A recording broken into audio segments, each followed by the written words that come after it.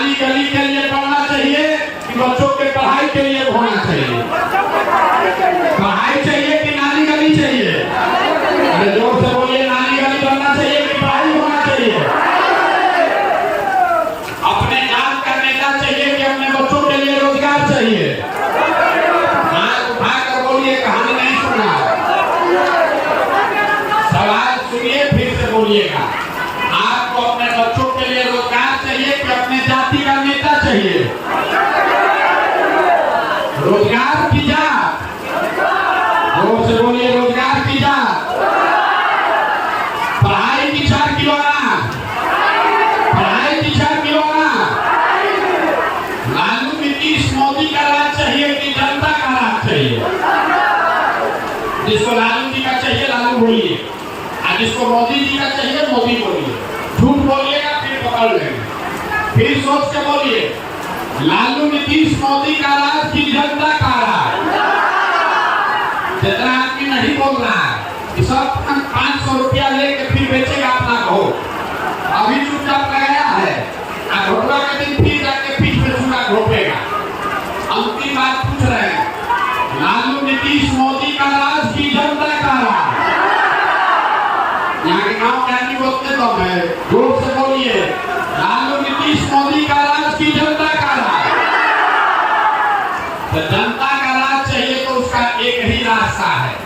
जिन नेताओं ने आपके बच्चों को ठगा है, अनपढ़ और मजदूर बनाया है, तो चाहे लालू हो, नीतीश हो, मोदी हो, उनको अगली बार वोट नहीं देना है। और अगली बार वोट किसी नेता को देखकर नहीं, सिर्फ और सिर्फ अपने बच्चों का चेहरा देखकर देना है।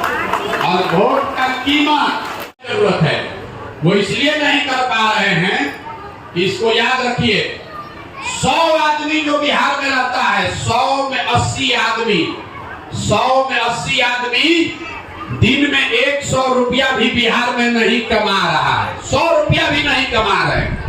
तो इस महंगाई के जमाना में अगर आप 100 रुपया भी नहीं कमाते हैं तो ये खाइएगा क्या? अपना बाल बच्चा को क्या खिलाइएगा? रोजी रोजगार व्यापार के लिए पैसा पूंजी कहाँ से लाइएगा? तो आपके पास पढ़ाई है नहीं, खेती से जो डर कर चले जाते हैं उससे कुछ मिलता नहीं, लेकिन जो डरता है उसके चरणों में सारा जहान होता है, सारा जहान होता है। आप लोग हमारे आदरणीय नेता प्रशांत किशोर जी को सुनने के लिए आए हैं। मैं अपनी सारा समय ऐसे मैं उनकी जीवन के बारे में, उनकी त्याग के बारे में कहीं पढ़ने लगूंगी।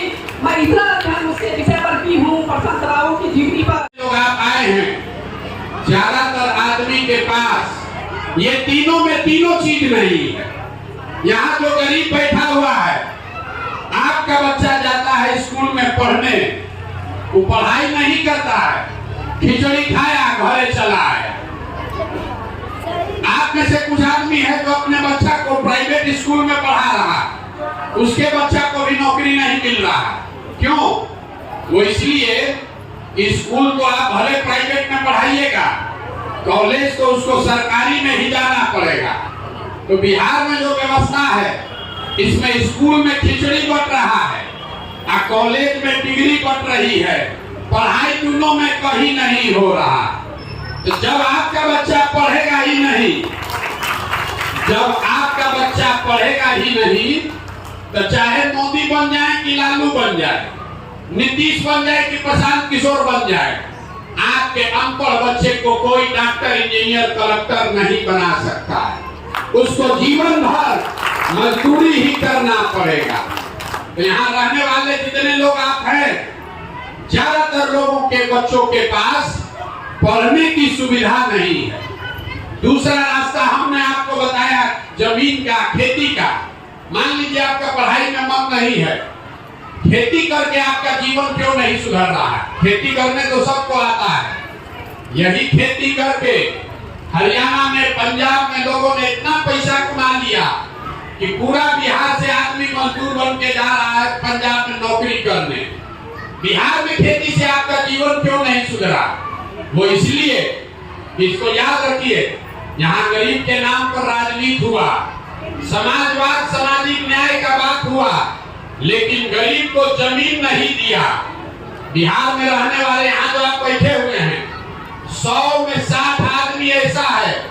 जिसके पास जमीन है ही नहीं है, वो बेचारा खेती करेगा कैसे? और जो लोग के पास जमीन है, यहाँ जितने लोग बैठे हुए हैं, 100 में 7 आदमी के पास जमीन है नहीं, और जो 40 के पास जमीन है उसमें 35 आदमी ऐसा है जिसके पास 2 बीघा से कम का खेती है। तो बिहार में जो खेती करने वाला आदमी है वो कमाने के लिए खेती नहीं करता है, वो खाने के लिए खेती करता है। खेती करने वाला आदमी जान रहा है कि आपके खेती से नून तेल कपड़ा साड़ी धोती का जुगाड़ हो जाएगा, लेकिन अगर आपके घर में कोई नौकरी नहीं है, बिजनेस व्यापार नहीं है, और घर में बेटी का ब्याह लग जाए, कोई बीमार पड़ जाए, तो खेती करने वाले को 1-2 कट्ठा जमीन बेचे बगैर उपाय नहीं है। रास्ता में अगर 100 गो आपका गांव जवार का बच्चा मिला है, आधा से ज्यादा बच्चों के शरीर पर शुद्ध कपड़ा नहीं है। आपके जितने छोटे बच्चे यहाँ घूम रहे हैं, देख लीजिए ज्यादातर बच्चों के पैर में हवाई चप्पल भी नहीं है। ये आपके बच्चे हैं, हमारे बच्चे नहीं हैं। ये आपका बच्चा है जिसके शरीर पर कपड़ा नहीं, पैर में चप्पल नहीं, पेट में खाना नहीं, पढ़ाई के लिए स्कूल किताब नहीं। लेकिन लोग कहता है भैया इतना गरीब है, कैसे बच्चा का चिंता करे। और कल वोट देने जाइएगा तो अपने इसी बच्चे का चेहरा याद नहीं रहेगा, आपको नेताजी का चेहरा दिखेगा। अब इसीलिए आपको एक मंत्र सिखाएंगे।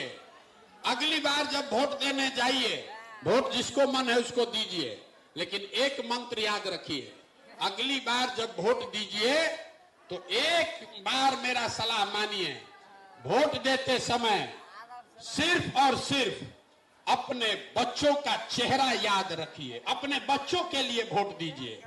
आपने वोट दिया जात के नाम पर, आपने वोट दिया विचारधारा के नाम पर, आपने वोट दिया हिंदू मुसलमान बनकर, आपने वोट दिया लालू का, नीतीश का, मोदी का चेहरा देखकर, आपका जीवन नहीं सुधरा। अब एक बार हमारी बात मानिए। लोग कहता है हम जिसको सलाह देते हैं वो राजा बन जाता है।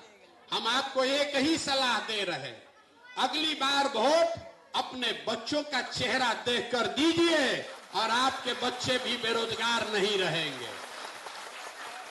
लोग कहता है कि बच्चा के चेहरा देख के देने से क्या होगा, हम अभी आपको बताएंगे क्या होगा। आप मोदी का चेहरा देखकर वोट दिए तो चाय बेचने वाले मोदी देश के राजा हो गए। आप लालू जी का चेहरा देखकर वोट दिए तो भैंस चराने वाले लालू जी बिहार के राजा हो गए। तो आपके वोट में इतना ताकत है कि एक बार मोदी, लालू, नीतीश, प्रशांत किशोर का चेहरा भूलिए, एक बार अपने बच्चों के लिए वोट दीजिए। अपने बच्चों का चेहरा देखकर वोट दीजिएगा तो आपके बच्चे भी बेरोजगार नहीं रहेंगे। और नहीं, अगर नेताजी का चेहरा देखकर वोट दीजिएगा तो नेताजी का चेहरा चमकेगा, नेता का लड़का हेलीकॉप्टर पर घूमेगा और आपका लड़का रोड पर चल रहा है, उसके पैर में चप्पल भी नहीं नसीब होगा। ये आपको बताने आए हैं, कोई नेता आपको ये नहीं बताएगा। हमारे अपने बाबा